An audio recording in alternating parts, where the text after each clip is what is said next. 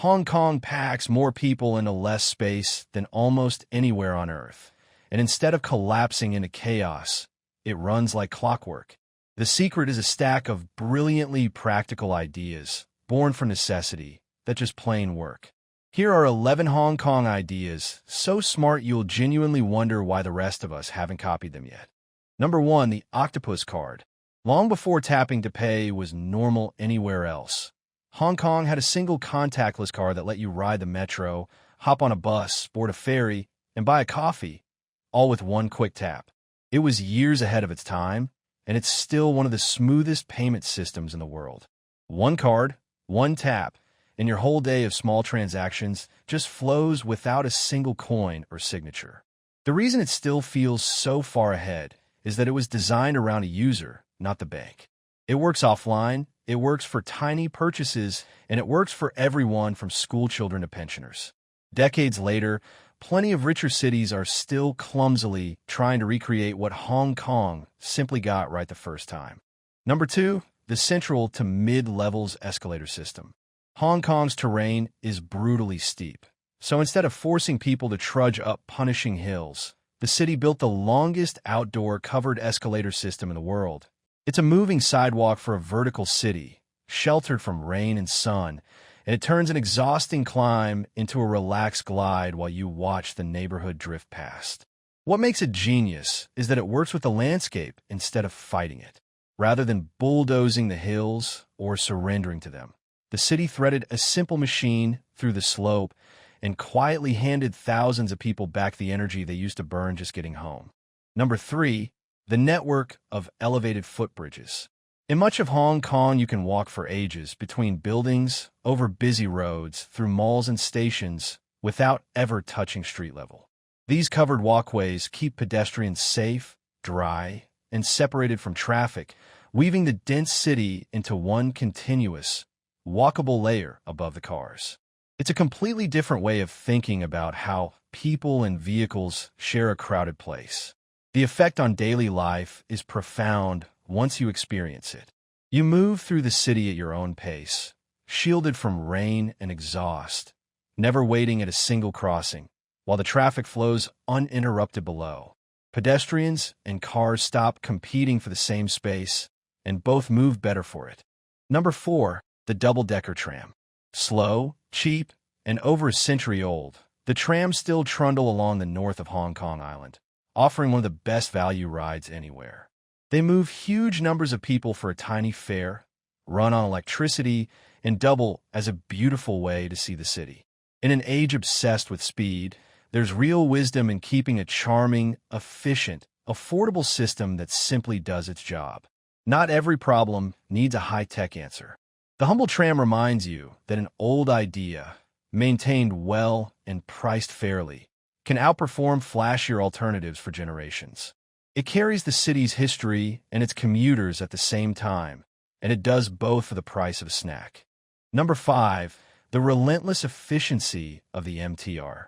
Hong Kong's metro is famously clean, punctual, and frequent, with trains arriving so often you rarely check a timetable. It's deeply integrated with shops, footbridges, and the Octopus card, and it carries enormous crowds smoothly even at peak times. It consistently ranks among the best transit systems on the planet, and riding it makes the delays and grime of other cities feel inexcusable. The reliability is the part that quietly transforms life. When you trust the system completely, you stop padding your journeys with extra time, stop checking schedules, and stop the low-grade stress of wondering whether you'll be late. That trust, earned through relentless consistency, is worth more than any single piece of fancy technology. Number 6, Yum Cha and the dim sum trolley. Hong Kong perfected the social meal, where small dishes arrive continuously, traditionally wheeled around on carts, so you simply point at what looks good. It's communal, flexible, endlessly varied, and built for lingering over tea with family and friends. The format turns lunch into a relaxed, sociable event rather than a rushed solo refuel, and it's one of the great dining ideas of the world.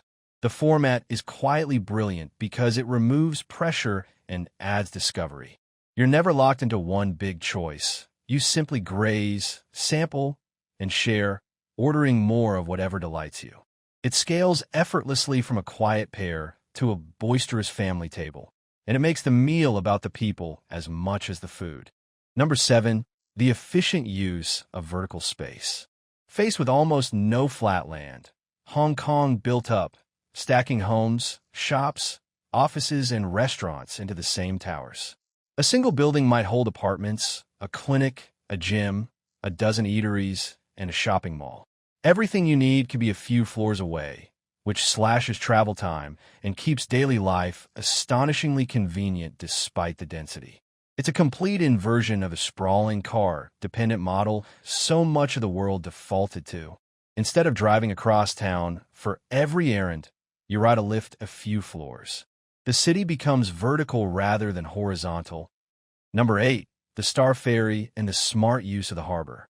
Crossing the water by ferry is fast, scenic, and remarkably cheap, and it remains a practical part of the commute rather than just a tourist novelty.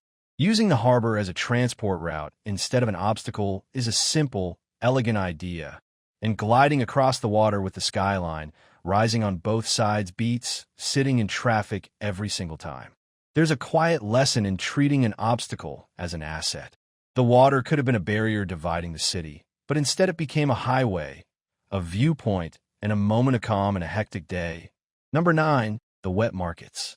Fresh produce, fish, and meat sold daily at neighborhood markets keep food affordable, local, and genuinely fresh. They support small vendors, reduce the need for huge refrigerated supply chains, and give communities a place to shop and connect. In a world of identical supermarkets, the wet market keeps food shopping personal, fresh, and woven into the rhythm of the neighborhood. These markets do something supermarkets never quite manage. They keep a face on your food. You learn which vendor has the best fish, you chat, you get advice, and the produce often hasn't traveled far at all. The result is fresher meals, supported local livelihoods, and a daily errand that doubles as a small social ritual. Number 10, around-the-clock convenience. Hong Kong is a city that barely sleeps, with food, shops, and services available at almost any hour. Whether you finish work late or wake up hungry at midnight, the city is ready for you. That constant availability respects the reality that people live on all kinds of schedules, and it removes the frustration of a world that shuts down precisely when you need it. Behind the convenience is a quiet respect for how people actually live.